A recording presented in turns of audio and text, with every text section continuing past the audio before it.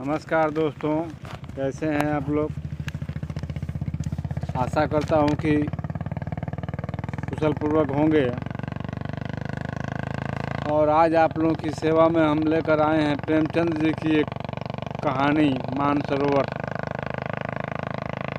तो आइए सुनते हैं कहानी, और हमारे चैनल को ज़रूर सब्सक्राइब कीजिएगा। भोला महतो ने पहली स्त्री के मर जाने के बाद दूसरी शादी की तो उसके लड़के रघु के लिए बुरे दिन आ गए। रघु की उम्र उस समय केवल 10 वर्ष की थी। चैन से गांव में गुल्ली डंडा खेला फिरता था। माँ के आते ही चक्की में जूतना पड़ा। पन्ना रूपवती स्त्री थी और रूप और गर्व का चोली दामन का नाता है। वह अपने हाथों से कोई काम ना करती। गोबर रघु निकालता, बैलों को सानी रघु देता, रघु ही झूठे बर्तन धोता। भोला की आंखें कुछ ऐसी फिरी कि उसे अब रघु में सब बुराइयां ही बुराइयां नजर आती। पन्ना की बातों को वह प्राचीन मर्यादा अनुसार आंखें बंद करके मान लेता था। रघु की शिकायतों की जरा परवाह न करता। नतीजा यह हुआ कि रघु ने शिकायत करना ही छोड़ दिया। किसके सामने रोए। बाप ही नहीं, सारा गांव उसका दुश्मन था। बड़ा जिद्दी लड़का है। पन्ना को तो कुछ समझता ही नहीं। बेचारी उसका दुलार करती है, खिलाती पिलाती है। यह उसी का फल है। दूसरी औरत होती तो निभा ना होता। वह तो कहो पन्ना इतनी सीधी सादी है कि निभा हो जाता है। सबल की शिकायतें सब सुनते हैं, निर्बल की फरियाद कोई नहीं सुनता। रघु का हृदय माँ की ओर से दिन पर दिन फटता जाता है। यहाँ तक कि 8 साल गुजर गए और एक दिन भोला के नाम भी मृत्यु का संदेशा आ पहुँचा। पन्ना के 4 बेटे थे, 3 बेटे और 1 बेटी। इतना बड़ा खर्च और कमाने वाला कोई नहीं। रघु अब क्यों बात पूछने लगा। यह मानी हुई बात थी। अपनी स्त्री लाएगा और अलग रहेगा। स्त्री आकर और भी आग लगाएगी। पन्ना को चारों ओर अंधेरा ही अंधेरा दिखाई देता था। पर कुछ भी हो, वह रघु की आश्रित बनकर घर में ना रहेगी। फिर जिस घर में उसने राज किया उसमें अब लौंडरी नहीं बनेगी। जिस लौंडे को अपना गुलाम समझा उसको मुंह नहीं लगाएगी। वह सुंदर थी, जवानी अपनी पूरी बहार पर थी। क्या वह कोई दूसरा घर नहीं कर सकती? यही ना होगा, लोग हंसेंगे। उसकी बिरादरी में क्या ऐसा होता नहीं? ब्राह्मण ठाकुर थोड़ी थी कि नाक कट जाएगी।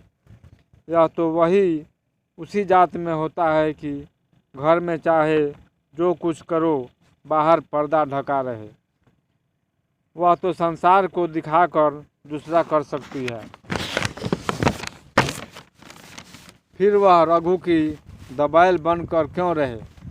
भोला को मरे 1 महीना गुजर चुका था। संध्या हो गई थी। पन्ना ऐसी चिंता में पड़ी हुई थी कि सहसा उसे ख्याल आया, लड़के घर में नहीं हैं। यह बैलों के लौटने की बेला है। कहीं कोई लड़का उनके नीचे ना आ जाए। अब द्वार पर कौन है जो उनकी देखभाल करेगा? रघु को मेरे लड़के फूटी आंख नहीं भाते, कभी हंस कर नहीं बोलता। घर से बाहर निकली तो देखा रघु सामने झोंपड़े में बैठा ऊख की गडरिया बना रहा है। लड़के उसे घेरे खड़े हैं और छोटी लड़की उसकी गर्दन में हाथ डाले उसकी पीठ पर सवार होने की चेष्टा कर रही है। पन्ना को अपनी आंखों पर विश्वास न आया। आज तो यह नई बात है। शायद दुनिया को दिखाता है कि मैं अपने भाइयों को कितना चाहता हूँ। और मन में छुरी रखी हुई है। घात मिले तो जान ही ले ले। काला सांप है, कठोर स्वर में बोली। तुम सबके सब वहाँ क्या करते हो? घर में आओ, सांझ की बेला है, गोरू आते ही होंगे। रघु ने विनीत नेत्रों से देखकर कहा, मैं तो हूँ ही काकी, डर किस बात का है। बड़ा लड़का केदार बोला, काकी रघु दादा ने हमारे लिए 2 गाड़ियाँ बना दी हैं। यह देख, एक पर हम और खुन्नू बैठेंगे, दूसरी पर चलमन और झुनिया। दादा दोनों गाड़ियाँ खींचेंगे। यह कहकर वह एक कोने से 2 छोटी छोटी गाड़ियाँ निकाल लाया। 4 पहिए लगे थे। बैठने के लिए तख्ते और रोक के लिए दोनों तरफ बाजू थे। पन्ना ने आश्चर्य से पूछा,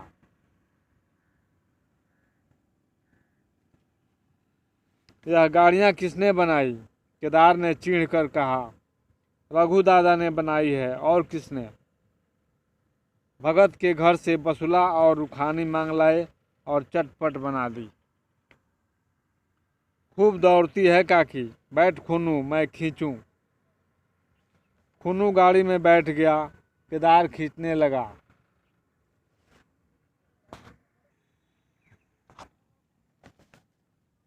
चर चर शोर हुआ, मानो गाड़ी भी इस खेल में लड़कों के साथ शरीक है। लक्ष्मण ने दूसरी गाड़ी में बैठकर कहा, दादा खींचो। रघु ने झुनिया को भी गाड़ी में बिठा दिया और गाड़ी खींचता हुआ दौड़ा। तीनों तालियां बजाने लगे। पन्ना चकित नेत्रों से यह देख रही थी और सोच रही थी कि यह वही रघु है या कोई और।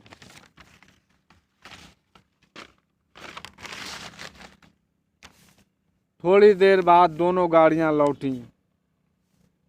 लड़के घर में जाकर इस यान यात्रा का अनुभव बयान करने लगे।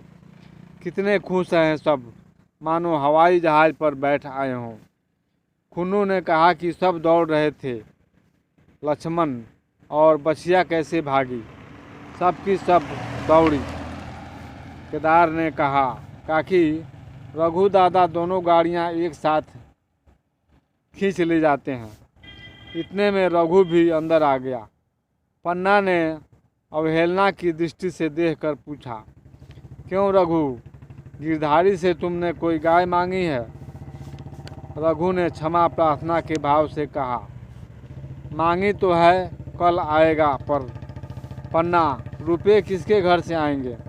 यह भी सोचा है? रघु, सब सोच लिया है काकी। मेरी यह मुहर है ना,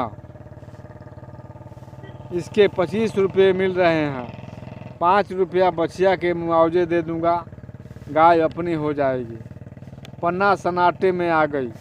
अब उसका अविश्वासी मन भी रघु के प्रेम और सजनता को और अस्वीकार न कर सका। बोली, मुहर को क्यों बेच देगा? गाय की अभी कौन सी जल्दी है? हाथ में पैसे हो जाएंगे तो ले लेना। सुना सुना गला अच्छा नहीं लगेगा। इतने दिनों गाय नहीं रही तो क्या लड़के नहीं जिए? रघु दार्शनिक भाव से बोला, बच्चों के खाने पीने के यही दिन है काकी। इस उम्र में ना खाएं तो फिर क्या खाएंगे? मुहर पहनना मुझे अच्छा भी नहीं लगता। लोग समझते होंगे कि बाप तो मर गया, इसे मुहर पहनने की सूझी है। भोला महतो गाय की चिंता में ही चल बसे। ना रुपये आए और ना गाय मिली, मजबूर थे। रघु ने यह समस्या कितनी सुगमता से हल कर दी। आज जीवन में पहली बार पन्ना को रघु पर विश्वास आया। बोली, जब गहना ही बेचना है तो अपनी मुहर क्यों बेचेगा? मेरी हंसली ले ले। रघु, नहीं काकी, वह तुम्हारे गले में बहुत अच्छी लगती है। मर्दों का क्या है, मुहर पहने या ना पहने।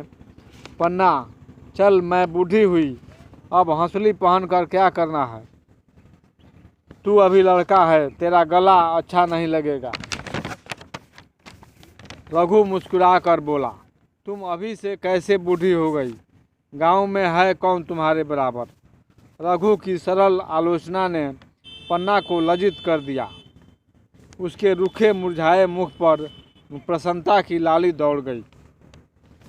अभी आप सुन रहे थे प्रेमचंद की लिखी कहानी मानसरोवर।